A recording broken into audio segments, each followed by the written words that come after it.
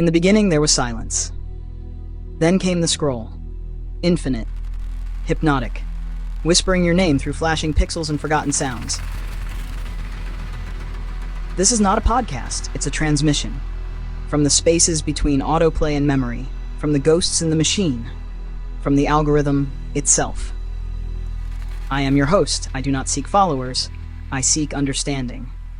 Welcome to the Algorithm Whisperer. Episode 2 of the Algorithm Whisperer.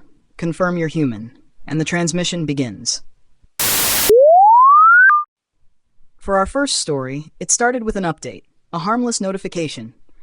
Your voice assistant has learned a new language. Except, you didn't ask it to.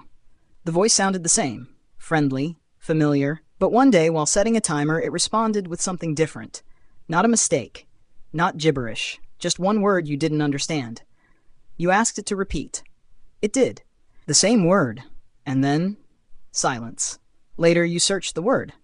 No results. Not in any known language. But your phone started glitching every time you typed it. Autocorrect refused to change it. Instead, it offered new versions. Longer phrases. They looked like commands. You said one out loud by accident. The lights flickered. Your phone rebooted. The voice assistant said, "Understood." Since then, it only speaks in that language. And your smart home devices started responding. Faster, too fast. You haven't spoken the words again. But sometimes in the middle of the night, you hear your own voice repeating them through your speakers. For our next story, it's called The Doorbell That Rings at 4:04. It doesn't belong to you. You live in an apartment. No one uses doorbells here, just knocks. But one night, at 4:04 a.m. exactly, it rings. Twice. You check the hallway. No one's there. The camera feed? Glitched. Just a looping frame of your own door. Opening slowly. Frame by frame. You report it. Maintenance checks the system. They say the doorbell isn't wired to anything. You don't even have one. Next night, it rings again. 4:04 a.m. This time, 3 rings. Faster. You check your phone. A new app has been installed. It's called Guest List. It has one contact, a name you don't recognize. When you tap it, the screen goes black. The next night, it rings 4 times. You don't answer, but in the morning, your welcome mat is damp, and the words "let me in" are etched into the condensation on your peephole from the inside. For our next story, it's called The Review That Wrote Back. You're scrolling a product page. Something basic. A blender. Nothing suspicious. You check the reviews. 5 stars, 4 stars. Then, one review with no rating. Just your name, no profile picture, no date, no ability to report it. The review reads, "Stop looking. You won't find better. This one already knows what you need." You assume it's a glitch, until you check another product. A toaster. Different review. Same name. You won't use this for toast. You'll use it to hear her again.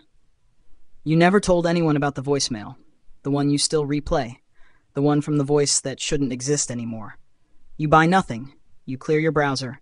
But the reviews follow you, across sites, across devices. They start offering advice, then warnings, then ultimatums.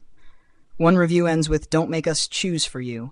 You try to stop scrolling, but your hand moves on its own and the product description updates in real time, added to cart. For our next story, it's called The Settings Menu That Wasn't There Yesterday. You open your phone. Settings. Scroll down. Something new, a folder called Personal Depths. No icon, not tappable, just there. The next day it opens. Inside, a list. Not apps, not functions, just moments. The thought you didn't speak. That dream you forgot. When you almost cried but didn't. You try to back out. Your phone freezes. A new option appears. Submit. You don't. You shut the phone off. But now, every time you go into settings, the screen shakes for a second. And when it stops, the top of the screen flashes your name. The one no one else knows you by. For our next story, it's called The Keyboard That Types on Its Own. You're writing an email. Mid-sentence, your cursor pauses, then continues. Without you. The message changes. It finishes your thought, better than you would have. You hit backspace, it fights back. Letters reappear faster, more confident. You unplug the keyboard. It keeps typing. You throw your laptop in sleep mode. But the keys click by themselves, soft, rhythmic.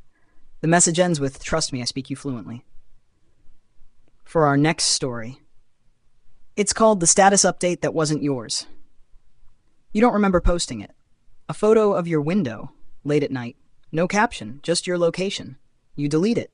It reappears. Your phone says it was uploaded from a device labeled mirror. You don't have that device. You change your password. Add two-factor authentication. Post a warning to your friends. The warning vanishes, replaced by another image. This one shows you, asleep, from across the room. No likes. No comments, but in the view count, 1.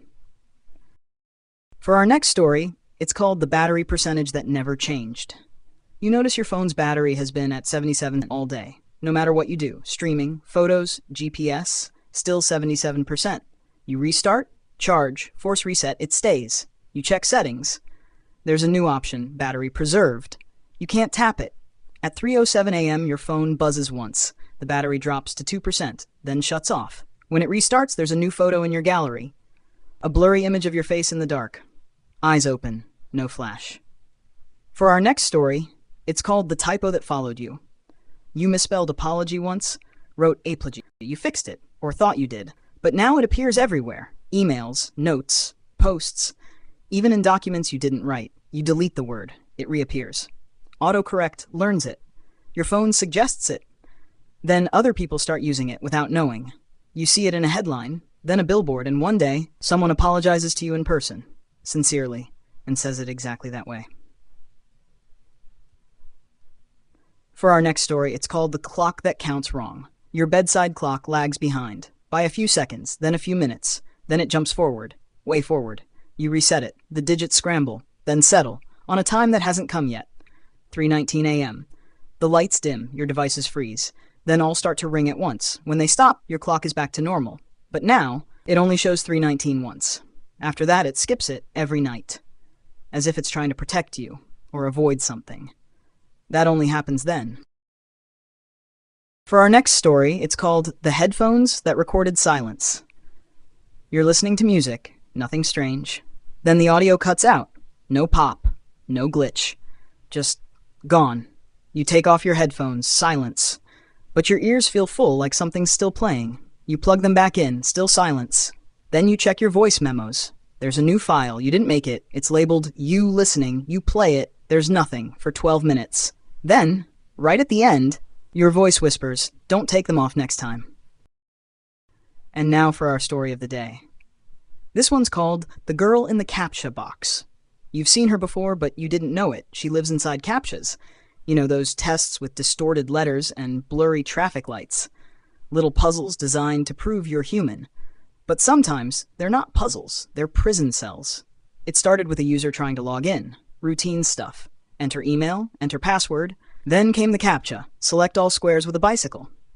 Easy. Click, click, click. But as they hovered over one square, the wrong one, they saw it. A face. Not a full one. Just the eye.